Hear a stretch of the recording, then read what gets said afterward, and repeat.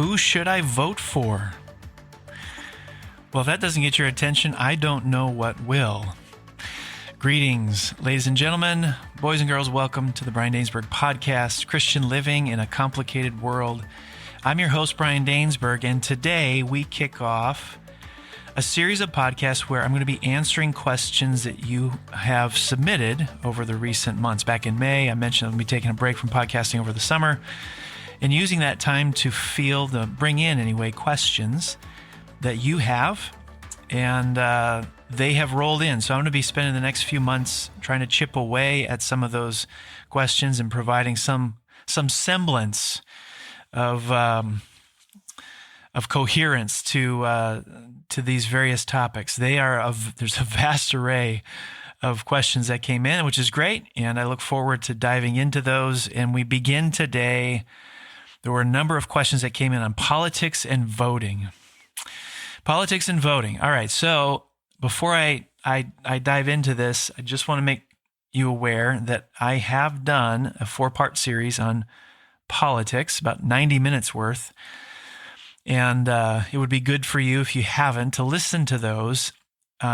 Today's episode is going to have some repeat from that, but there's also some new stuff because the way in which the questions were asked offered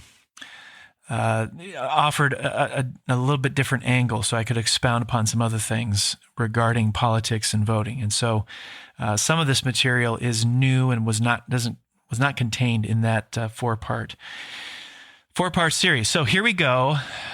There were a number of questions that came in about it, but so I'm just kind of going to encapsulate it under politics and voting and offer some thoughts on this. I've got 6. If you're taking notes, I've got 6 reflections on politics and voting. Obviously, it's a presidential election year, and the political temperature in our country is very high.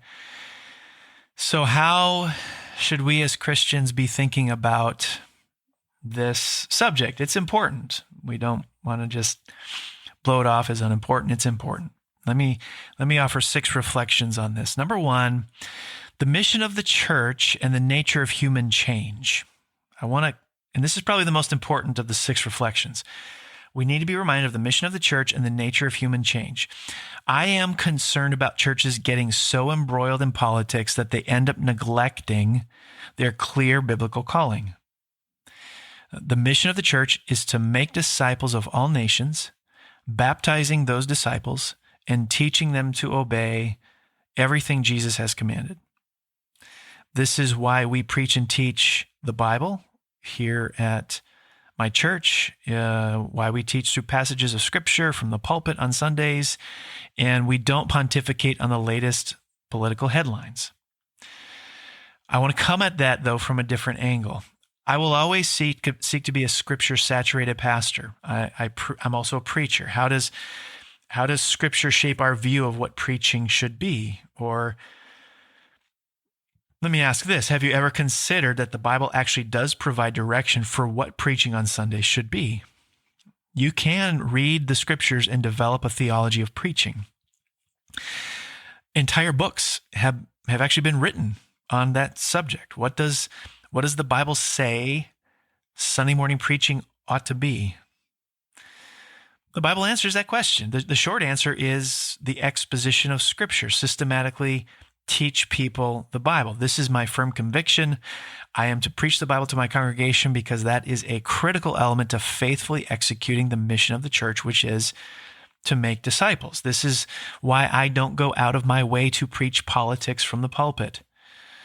Whatever social commentary or political commentary I might have, or reflections I want to have, or some guidance I want to try to give people, I'm going to reserve for this podcast because I don't believe politics ought to hijack the pulpit, which is to be reserved for the disciplined exposition of Scripture for the spiritual growth and edification of God's people. Now, it's not to say that we never talk about a political issue from the pulpit.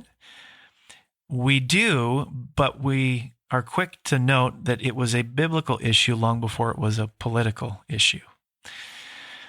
Additionally, while Christians need to have a developed political theology, I do think Christians need to have a developed political theology, which I'm going to get to momentarily, I don't believe the nature of politics provides the deepest, longest lasting change in people or society.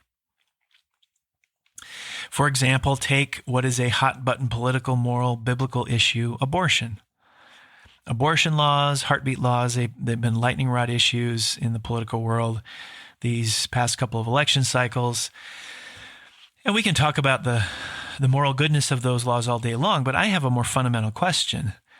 Why does this woman want an abortion? What would cause her to change her mind?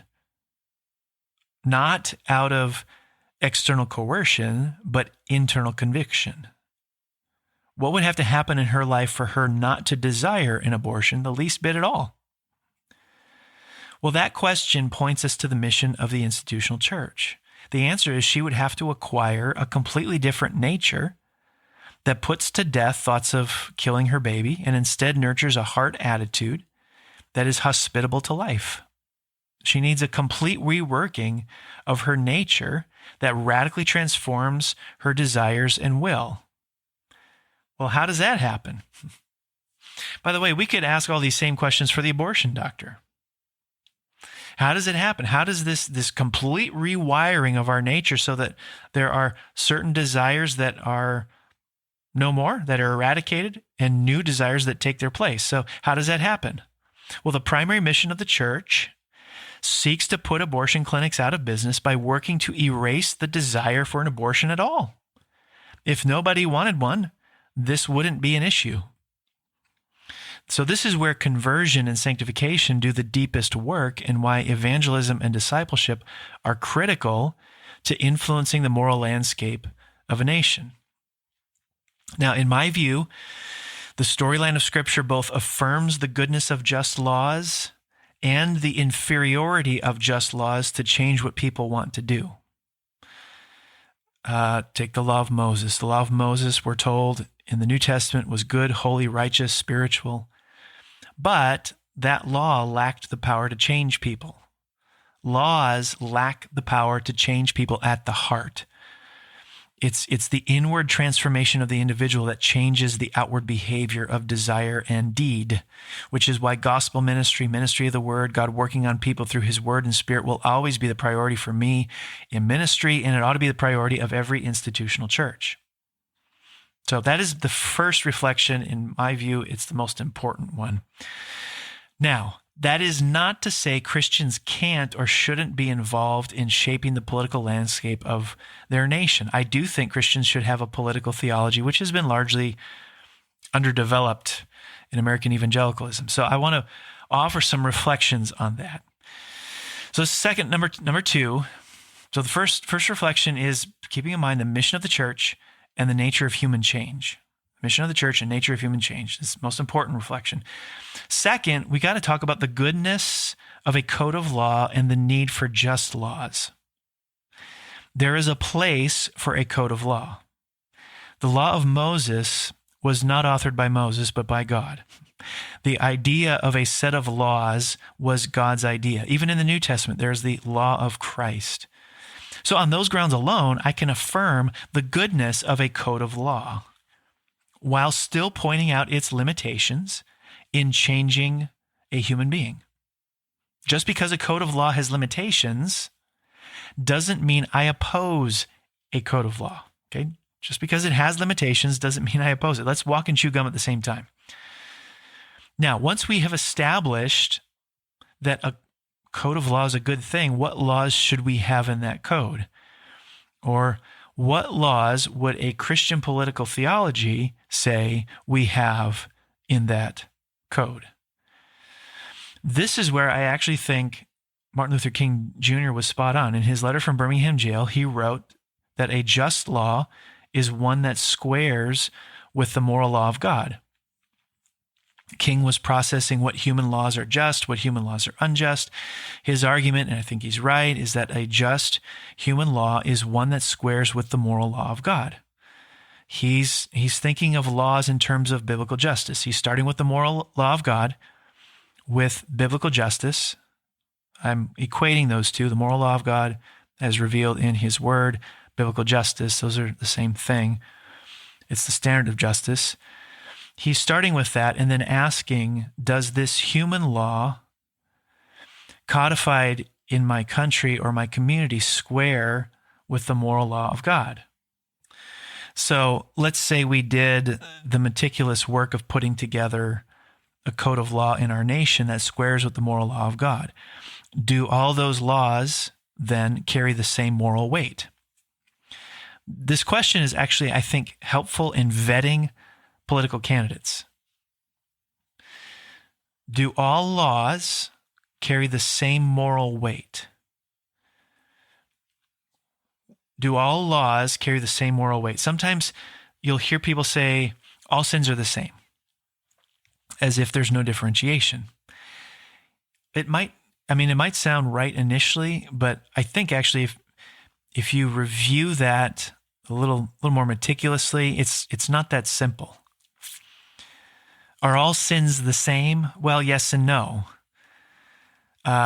Take the book of James chapter 2, for whoever keeps the whole law and yet stumbles at just one point is guilty of breaking all of it.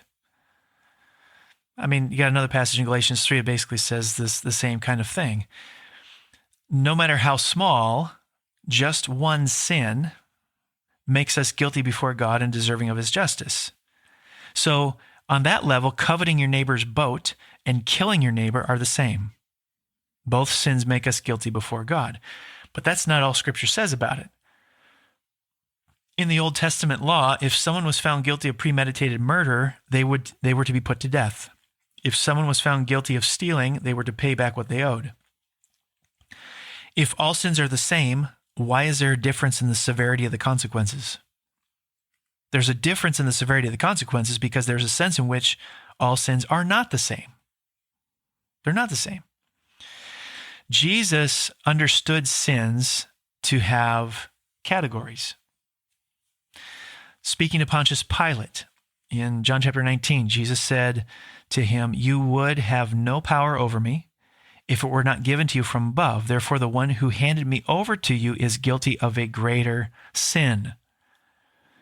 Jesus himself is saying Judas is guilty of a greater sin than Pontius Pilate. So there's a sense in which all sins are not the same. So on one level, coveting your neighbor's boat and killing your neighbor are the same. They both make us guilty before God and deserving of his justice.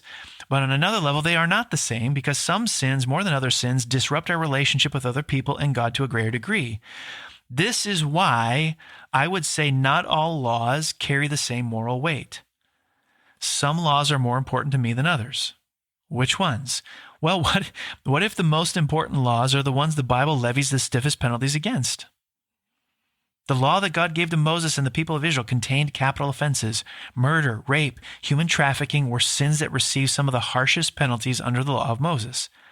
If those are a reflection of true justice, biblical justice, to what degree do our political leaders advocate for laws that police and appropriately enforce those offenses? Now, let me pause. The thoughtful Christian is thinking, yes, but the law of Moses has been replaced by the new covenant. Well, yes and no. Some aspects to it have been, but others have not. I think the Ten Commandments are still in effect. You could quibble with me about, whether or not the Sabbath has been modified, but the Ten Commandments are still in effect. The thoughtful Christian is going to come back again and say, yes, but wasn't the law of Moses designed to police God's covenant community? And today, that covenant community is the church, not secular government or any geopolitical nation. My response is yes, but to what extent did God have moral expectations of quote-unquote secular governments and nations in the Bible? That brings me to reflection number 3, the expectation of secular governments. Genesis 9, the time of Noah. Noah and his family get off the boat. God says, "And for your lifeblood, I will surely demand an accounting. I will demand an accounting from every animal and from each human being too. I will demand an accounting for the life of another human being. Whoever sheds human blood, by humans shall their blood be shed. For in the image of God, God has made mankind." These verses form part of God's covenant with Noah. After Noah and his family got off the boat, he gave them some instructions on how the human race was to function moving forward. These verses form the core of administering justice. The seeds of judicial institutions are here in the Noahic covenant. Notice something. In the Noahic covenant, we see that God has not authorized judicial institutions, governments, to prosecute crimes against himself. The penal code of Genesis 9, the Noahic covenant, adjudicates wrongs between fellow human beings, not wrongs between human beings and God. This doesn't mean that God grants a right to rebel against him, but it does mean that God prohibits governments from vindicating God through retributive or punitive actions. I went into this in much more detail in one of the previous episodes. Let me just read a sampling from Andrew Walker's book. He writes this. He says, the Noahic covenant reveals that adequate social cooperation can occur apart from absolute agreement on religious matters for society to remain legitimate and ordered toward the common good. The Noahic covenant implies that while society cannot exist without a common morality, it can exist without a common religion.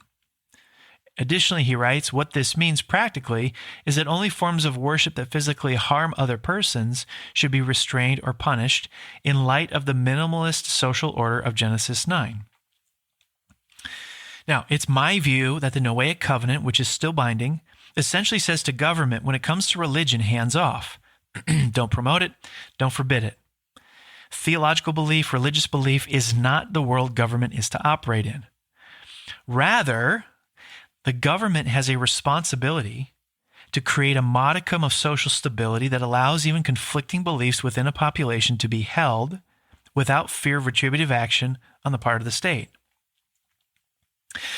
So God does expect secular government to uphold a common morality that squares with the moral law of God.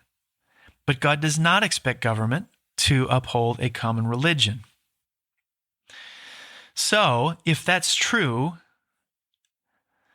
where would it be wise for government to intervene in religious matters according to the Noahic covenant? Well, if Baalism made a comeback, and we saw the horrific practice of children being sacrificed to the god Moloch, it would be right for government to intervene. Whoever sheds the blood of man, by man shall his blood be shed. This is why abortion remains a very important evil to address in our country. And so I believe there is biblical warrant for Christians to work for Christian conceptions of justice in the public square, because God expects even secular nations to hold to a common morality. The clearest way to see this, and again, I went into this in a previous episode, the clearest way to see this is seen in how God judges, quote unquote, secular nations in the Old Testament. He does not hold them accountable for bad theology, but he does hold them accountable for bad morality. Even though these nations do not worship the God of the Bible, doesn't mean they're off the hook for upholding the God of the Bible's moral expectations. That's third. Fourth, the possibility of supporting flawed leaders. So if God expects government to establish a common morality, not a common religion, a common morality that squares with Scripture, and Christians are to work for Christian conceptions of justice in the public square, what is a Christian to do with a personally flawed governing leader who may, on points of public policy, share the same moral space as the Christian citizen? Can Christians vote for flawed candidates if their policies seem to possess overlap with their own moral compass biblically calibrated? Let me read the passage from Romans 13 just to get that in your heads. Paul writes, "Let every person be subject to the governing authorities, for there is no authority except from God, and those that exist have been instituted by God. Therefore, whoever resists the authorities resists what God has appointed, and those who resist will incur judgment. For rulers are not a terror to good conduct, but to bad. Would you have no fear of the one who is in authority? Then do what is good, and you will receive his approval. For he is God's servant for your good. But if you do wrong, be afraid, for he does not bear the sword in vain. for he is the servant of God, an avenger who carries out God's wrath on the wrongdoer. Therefore, one must be in subjection, not only to avoid God's wrath, but also for the sake of conscience. For because of this, you also pay taxes, for the authorities are ministers of God attending to this very thing. Pay to all what is owed them. Taxes to whom taxes are owed, revenue to whom revenue is owed, respect to whom respect is owed, honor to whom honor is owed. Christians are to be subject to the governing authorities. God has established these governing authorities. Christians who resist these governing authorities, save for occasions where they are governing out of biblical bounds, you could think of Acts chapter 4. In those occasions, they'll incur judgment. That's what the text says. So here's what we have to think through. If the historical reconstruction of Romans is correct, Paul is writing during the reign of Nero, before he put Christians to death as scapegoats for the great fire in Rome. I think that's important to keep in mind. The fact that Nero would do such a thing speaks to his lack of character. And we can go to other sources, plenty of sources that were written on Nero that talk about his debased character. And yet, Paul is saying that this is one of the governing leaders Christians were to honor. Okay, they're supposed to honor him. Though he's obviously a deeply flawed character, they were still supposed to honor him. It seems in Romans 13, though he was a deeply flawed character, not everything he stood for or did was evil. Paul is affirming leaders like Nero are capable of doing good. There are moments when rulers with deeply flawed character are not a terror to good conduct, but a terror to bad conduct. Paul is saying there's overlap between what the Christian would want from its government and what the government wants or does. Some things secular and flawed rulers want are the same things Christ the King wants. So with this very mixed bag, where you may have a deeply flawed character and a governing ruler still managing by common grace to rule at times in ways that harmonize with Christian virtue, why is Paul commending to us to honor them by submitting to them? It should be noticed in the passage that he's exhorting us to submit to the governing authorities not on the basis of their personal character, but rather the office they hold. It was common knowledge that the Roman authorities were not exemplars of moral virtue, but they were to be submitted to because of the God-ordained function they served. Paul Golding, who's written an article on this, and I'll quote him extensively here, puts it this way. He says, Paul had a category for honoring leaders that did not include morality within its consideration. Paul and the Romans were capable of giving honor to debauched sinners because they were providing a good service. They were enacting, in that limited sense, the will of God, and they were instituted by God. Therefore, Christians today should simultaneously rebuke the sins of their political leaders while rendering them due honor for the God-ordained services they provide. He continues, it is common to hear Christians say that they are refraining from voting for a political candidate because both candidates are morally reprehensible. In America, voting for a person is seen as not only as an endorsement of political services, but also an endorsement of the candidate's character. To be sure, voting and democracy would be completely foreign concepts to Paul and the church in Rome. However, their capacity to give honor while simultaneously rejecting sin should free the American Christian's conscience to vote for a political candidate that displays non-Christian actions, even sinful ones. There is nothing inherently contradictory with desiring a certain political candidate to take office, even though his scruples are far from exemplary. This biblical category of honoring those who are sinful unbinds the conscience of those Christians who seek to vote for various political candidates in order to promote social order and gospel proclamation by means of religious liberty. And he finishes, he says this, of course, one could argue that voting for a candidate in a democratic system is de facto an endorsement of the individual's behavior. Paul clearly operated from a paradigm that had categories for honoring those who are morally debauched. This paradigm is analogous to the system of democratic voting. For Paul, one is able to acknowledge political good in a spiritually depraved individual. For a citizen of a democracy, one is, or at least should be, capable of acknowledging potential political value while simultaneously rejecting spiritual and moral sinfulness. And so Golding is arguing for, and I think he's right, that just because you vote for a certain political candidate doesn't mean it's an automatic endorsement of their character. And therefore, that frees Christians to be able to vote for candidates with flawed character. In fact, every political candidate you've ever voted for has had flawed character. So on this point, the Bible tends to be far more nuanced than American Christians are. Fifth, policy is character too. Andrew Walker has written a piece over at World, I'll be brief with this, where he brings up this important topic. Every election cycle brings with it political figures who have a character. Every political character is a mixed bag. You've never voted for someone without flawed character, and that should impact how we assess our national leaders. However, one piece that seems to have gone missing in this assessment is that policy is character too. The policies they advocate for are character too. Once again, if we consider the Ten Commandments, it should be noted that God didn't invent them on a whim. They are a natural outflow of his own character. God's character creates the policy of the Ten Commandments. The Ten Commandments, the policy, tells us something about God's character. What policies are your political candidates proposing? And what does that say about their character? Policy and character are connected. In American politics, we have not done that enough. Policy and character are connected. Policy is character too. Last, conscience. So what happens when the only choices before you are bad ones? What does a Christian do? Well, the bottom line here is conscience.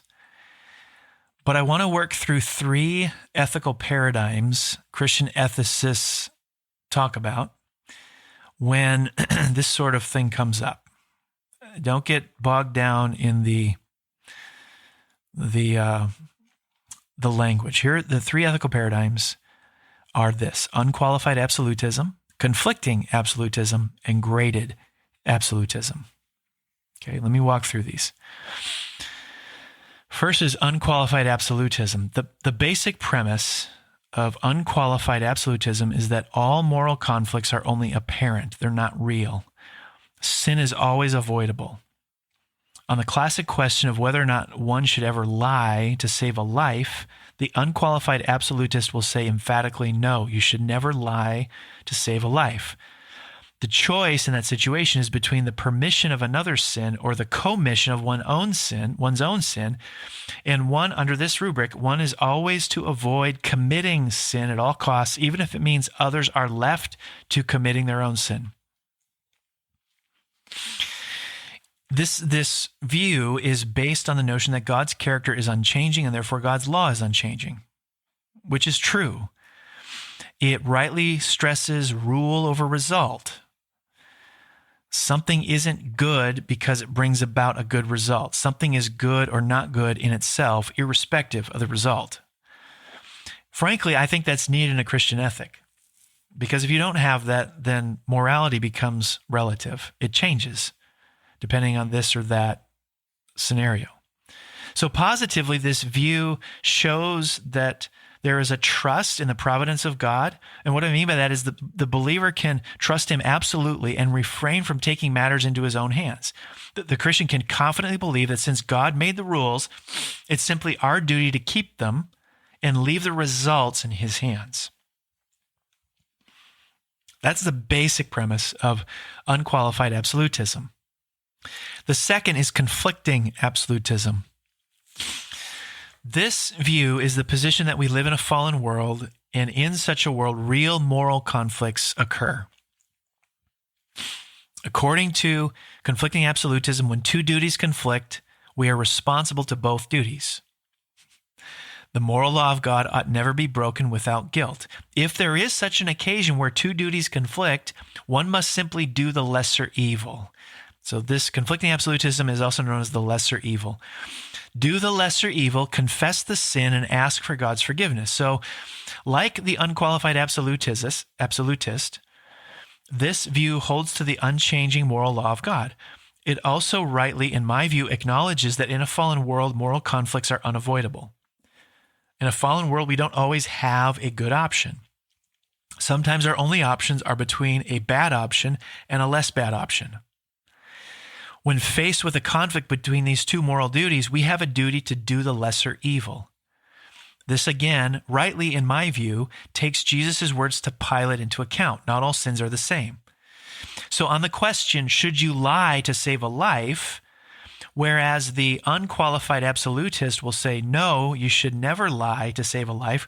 The conflicting absolutist would say, yes, you should lie to save a life, but recognize that you're sinning in doing so, and you need to confess that sin and ask for forgiveness. Graded absolutism, which is the third, is closely related to conflicting absolutism. I would say it's a more positive version of conflicting absolutism. Graded absolutism acknowledges that moral duties sometimes come into conflict. In a fallen world, sometimes they come into conflict, and when they do, one is morally responsible for the greater good. It acknowledges, like conflicting absolutism, that not all laws carry the same moral weight. It also acknowledges, like conflicting absolutism, that moral conflicts are sometimes unavoidable. The big difference between conflicting absolutism and graded absolutism is this: God does not hold individuals responsible for personally unavoidable moral conflicts, providing they keep the higher law. For example, when the governing leaders forbade Peter and John to preach the gospel in the book of Acts, what did Peter and John do? They disobeyed. They rebelled against the governing leaders. Romans 13, 1 Peter 2 talk about the fact that Christians have an obligation to submit to governing authorities. Did Peter and John sin by not doing so and instead obeying the higher law of obedience to God's command to make disciples? Well, the text, if they did, the text never tells us that. It never indicates that Peter and John sinned. The graded absolutist would say that they didn't sin because they chose the greater good, obedience to God over obedience to governing authorities. One could use the same rationale when thinking through Rahab. Rahab lied in order to save the lives of the Israelite spies. The book of Hebrews props her up as a model of faith for what she did and nowhere condemns her for lying. Because she chose the greater good. Now, these ethical situations need to be worked out by each person, and this is where your conscience comes to play. Your conscience is going to play a role in directing you. But I'm going to note one detail as it pertains to voting. In each of these ethical scenarios, you are pictured as being directly involved in the action. If faced with the conflict of lying to save a life, would you? Would you? That's a very heavy burden for people to carry.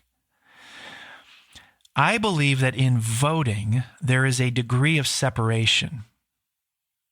Would you vote for a person who would lie to save a life? That's different than would you lie to save a life? There is a degree of separation, and it ought to lighten the load a bit, because ultimately you're not going to be the one held accountable for the actions a political leader takes. He or she will. If the honor that Christians were to give the Emperor of Rome,